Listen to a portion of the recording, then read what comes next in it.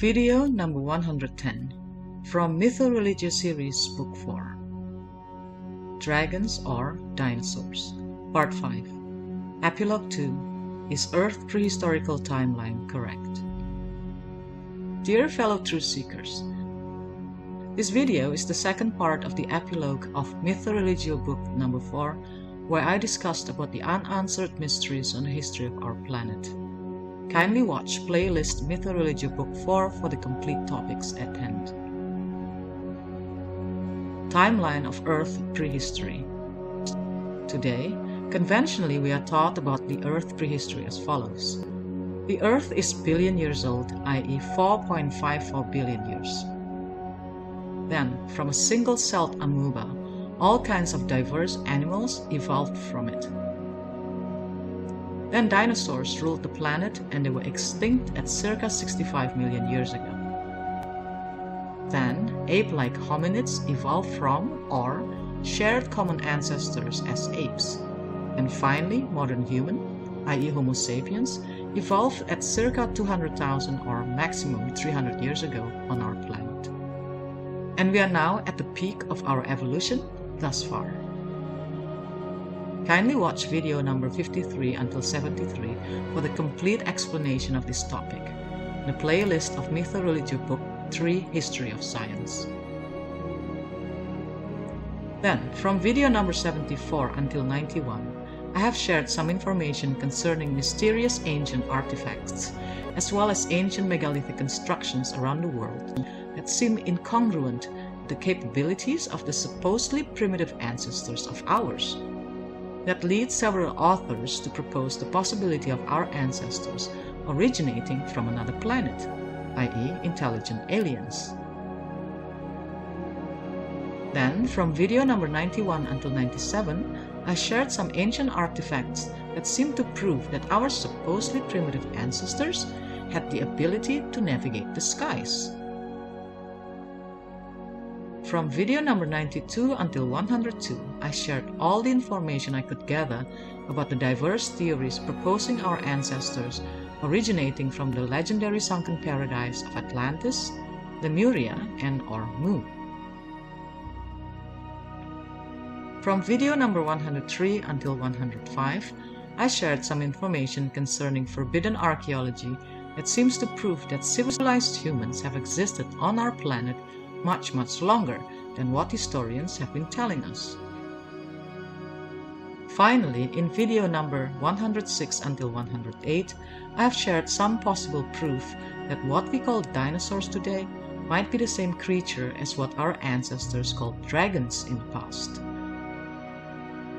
The possible proofs that I have shared with you are in the form of ancient and not so ancient artifacts from around the world, i.e. Babylon, Thrace, Sumeria, China, Thailand, America, France, Nepal, Mexico, and Indonesia that are strikingly similar to known species of dinosaurs, such as Massospondylus, Syntosaurus, Apatosaurus or Brontosaurus, Brachylophosaurus, Sauropods, Saurolophus, Pterosaurs, Decodontosaurus, Ceratopsius, and Parasaurolophus.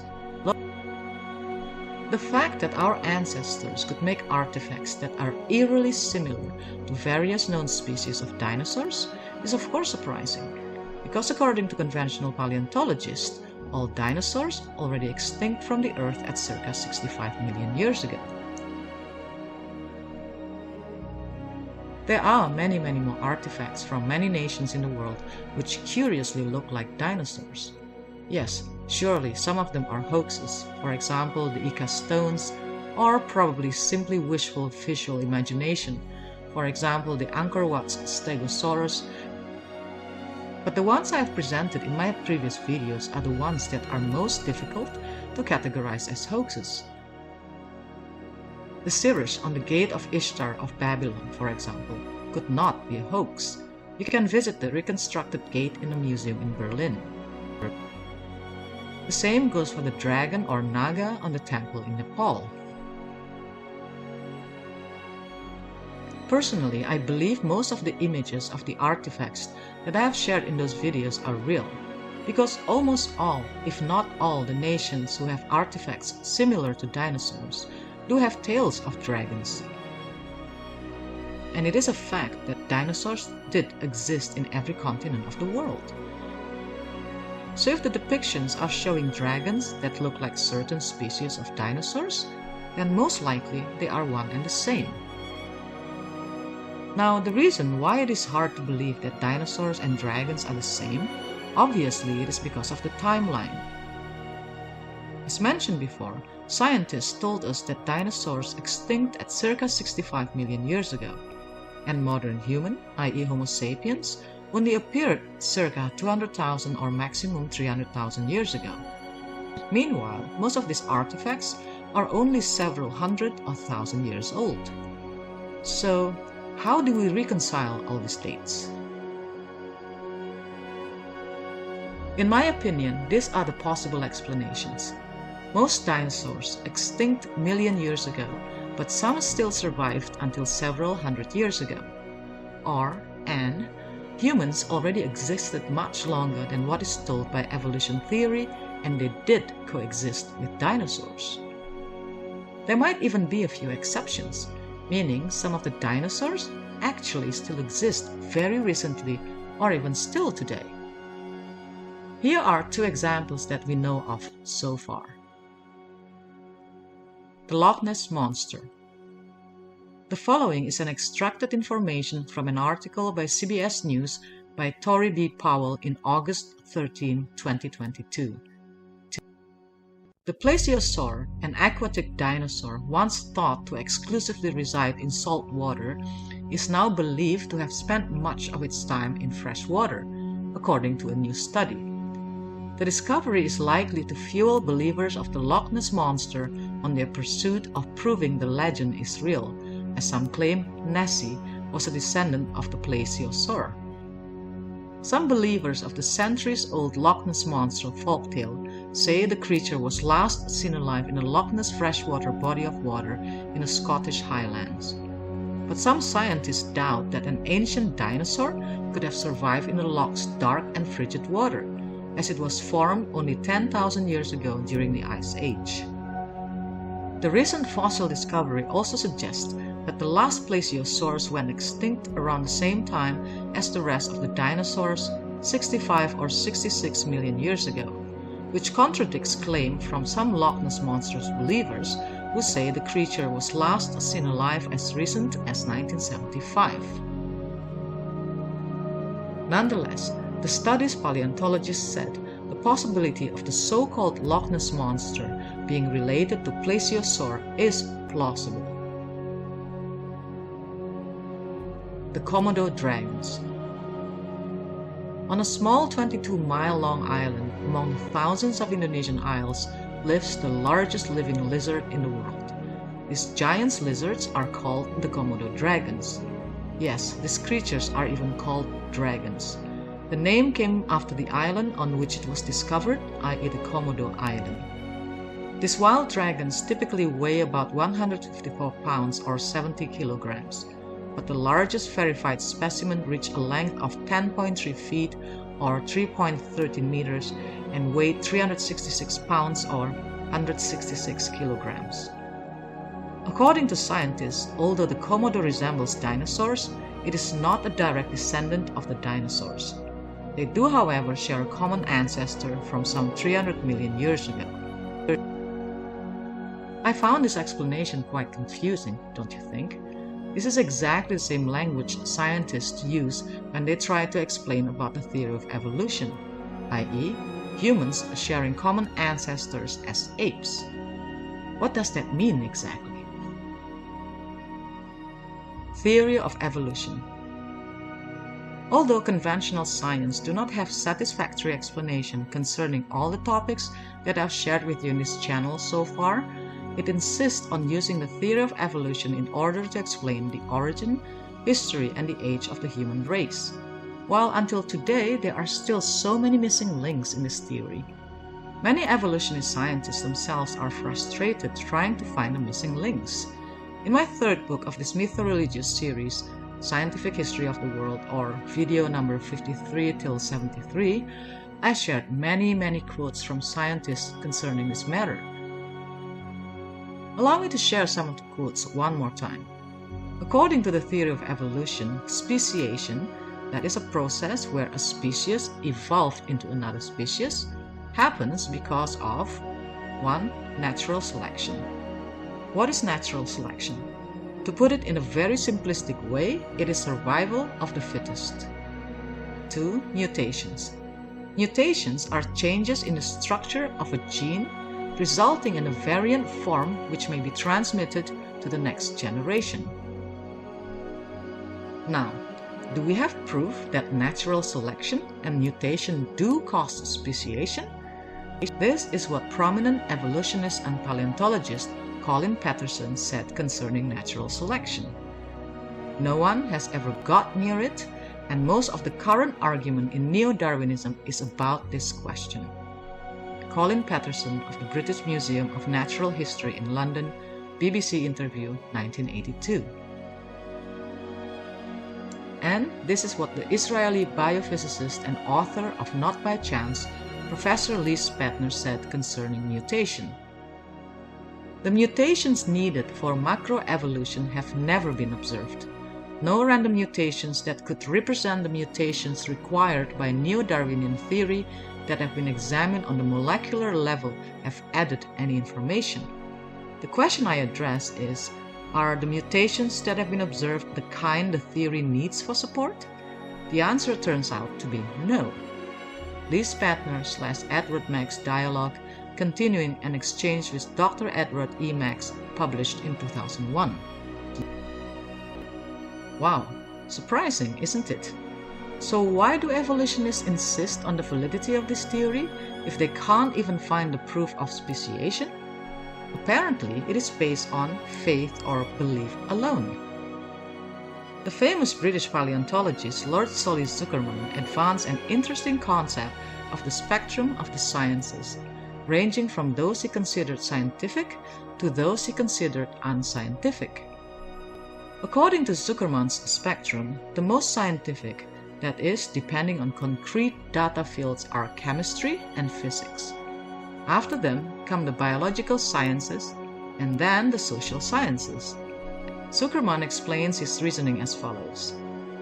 We then move right off the register of objective truth into those fields of presumed biological science, like extrasensory perception or the interpretation of man's fossil history, where to the faithful anything is possible, and where the ardent believer is sometimes able to believe several contradictory things at the same time.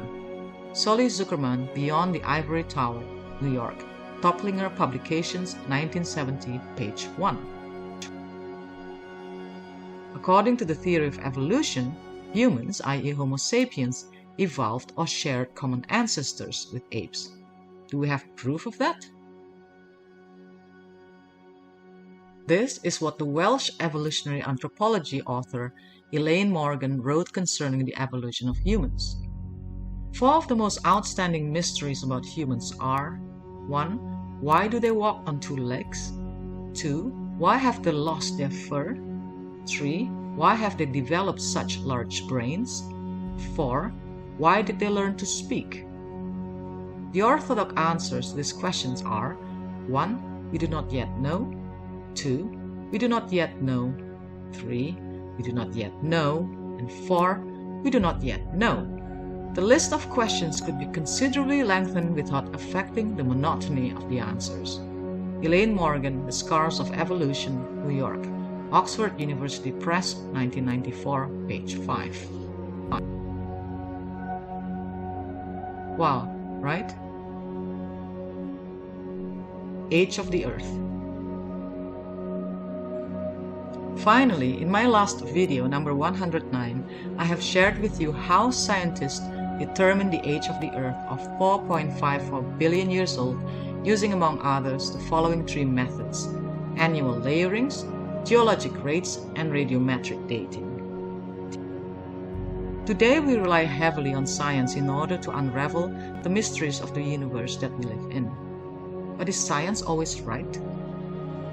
Although it is amazing how far our scientific knowledge has advanced today, the answer to that question is a definite no. It is a historical fact that scientists have a lot of obstacles in unraveling the mystery of the universe, life, and our origin. Science has offered many theories and has also made many mistakes. The history of science is so complicated, it is definitely not a straight line progression. Science that is generally accepted today has many false turns and blind alleys that scientists tripped across in the process of discovering what we believe at present. Up to now, our scientific research in cosmology and the origin of life is still far from complete and probably will never be. In fact, the same goes for every field of science, although it seems like we are getting closer and closer to the truth. So, according to science today, the Earth is approximately 4.54 billion years old. But it was not always so. In the West, the scientific inquiry into the age of the Earth began around the mid-18th century CE. In 1863, Lord Kelvin, a physicist that invented the international system of absolute temperature that bears his name, published a calculation demonstrating that Earth is probably about 100 million years old and certainly not more than 200 million years in age. But it is important to note that Kelvin kept on revising his calculation. In 1863, he stated that the Earth is between 100 to 200 million years old. In 1868, 100 million years old. In 1876, 50 million years old. In 1881, between 20 to 50 million years old. And in 1897, between 20 to 40 million years old. Then, around the turn of the last century, Marie Curie, 1867-1934, the winner of 2 Nobel Prizes, one in chemistry and one in physics, discovered radioactivity, and her discovery ultimately led to the modern estimates of Earth age 4.54 billion years. So, is this final calculation 100% correct? Well, as of today, 2023, an error margin of 2 until 5% has been achieved on some rock dating. This can be between 2 million years to 2.5 billion years. That's a big difference. Meanwhile, what we know from gathering many unanswered mysteries on our planet is that there are many evidence that points to the possibility of 1. The Earth had been visited by aliens from another planet, and or 2. Our own human ancestors had been able to fly much longer than we are told to believe, and or 3. Humans coexisted with dinosaurs, and or 4. Dinosaurs extinct much later than we are told to believe, and or 5. Humans have been on this planet much earlier than what we are told to believe, and or 6. There is a possibility that the age of the Earth is wrongly calculated. Don't you think it is strange how scientists insist on classifying the theory of evolution as scientific when they don't have proof to back it up? Meanwhile, the alternative theories of human origin that are backed up by so many evidence is classified as pseudoscience. Why doesn't conventional science acknowledge the possibility of alternative theories such as the ancient alien theory, the Atlantis or Lemuria or Mu theory, and or human devolution, and of course the belief that humans were created by God as the origin of humanity? Why do they insist on rejecting data, information, and proof that are not consistent with the theory of evolution? That is not very scientific, isn't it? Something is definitely off. The more I read and researched about the prehistory of humanity, the more it looks like someone is trying to keep us away from the truth. But why? And who is this someone? Dear fellow truth seekers, I will try to answer these questions in my next book, MythoReligio Series Book 5, History of the Dark Side, where I will be sharing information concerning secret societies and their hidden agendas, among others. The answer is not that simple and will surely blow your mind, as it did mine the first time I learned about it. However, I will only share an introduction of this book in one video first, since I think it makes more sense if I share with you the 6th MythoReligio book, History of the Monotheist Holy Scriptures, first, where we will analyze whether we can even prove that God really exists or not. So, in this 6th book and videos, I will also share with you my research on how religions, all religions, become the way they are today, and why the explanation about the mysteries of the earth from the religious point of view are also hard to believe. But for now, I thank you for watching and hope to see you on my next video.